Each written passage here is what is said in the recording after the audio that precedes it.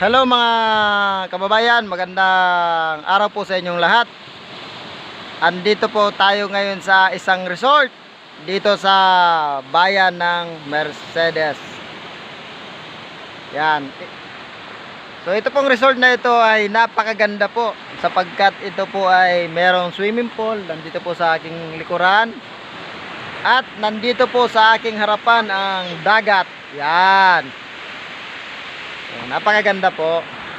At siyempre meron din po silang mga upuan ang bayan habang ikaw po ay nagpapalamig, nagkakape. Ito po habang nakatanaw ka sa tabing dagat. Yan.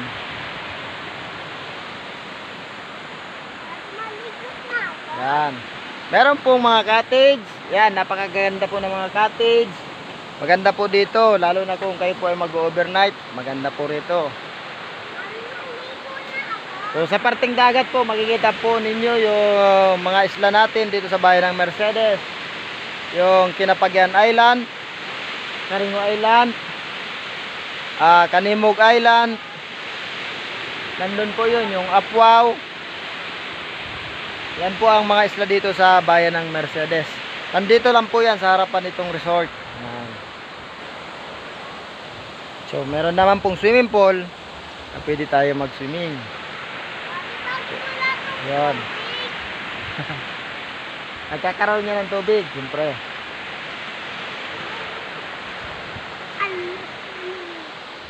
So ikutin po natin ang resort.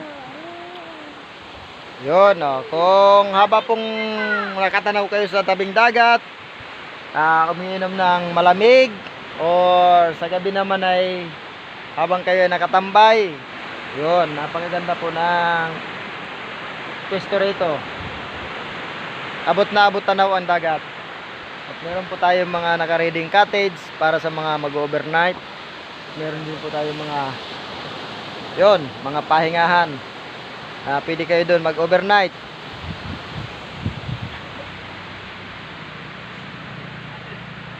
So nandito po ang masisipag natin na yan, nagpapaganda ng mga halaman.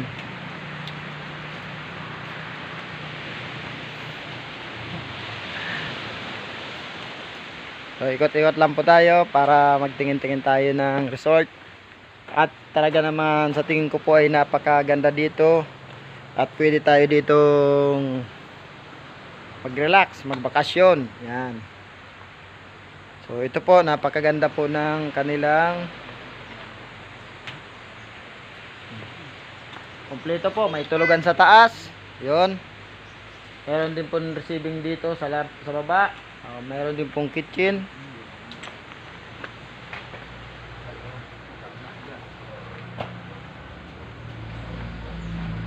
Yan, napakaganda po. Siyempre, meron din po second floor. Yan po. Kung nice nyo pong magpahinga at matulog, mag-overnight. Yan. So, habang nagduduyan-duyan, habang natutulog sa kwarto.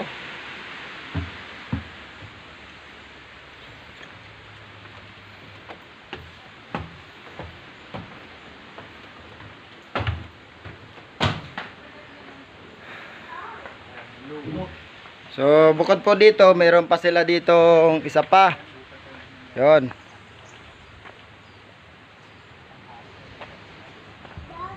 So, kompleto po sa pahingahan.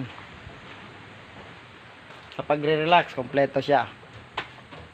So, kung magbabanding naman kayo, maraming bakanting table, upuan. So, naka-ready po yan para sa mga okasyon.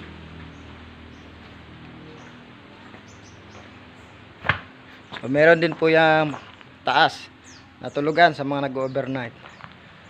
At kung mahilig naman po kayo ng magduyan, picture taking, malinis na palikuran.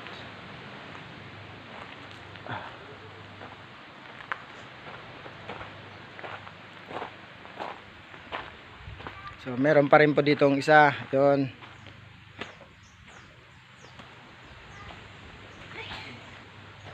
Wow. Pa mga kaidol. So, meron din ditong tulay. Yan.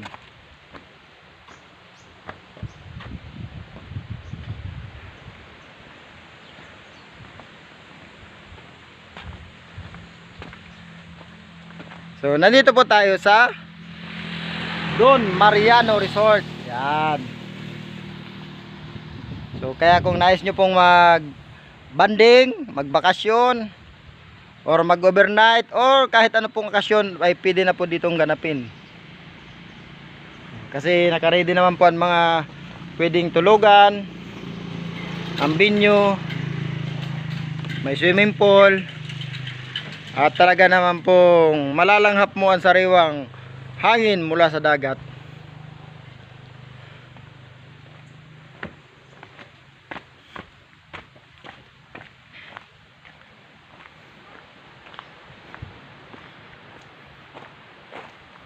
At syempre kung kayo po ay maliligo sa dagat, meron naman silang naka-reading yan, water survival equipment.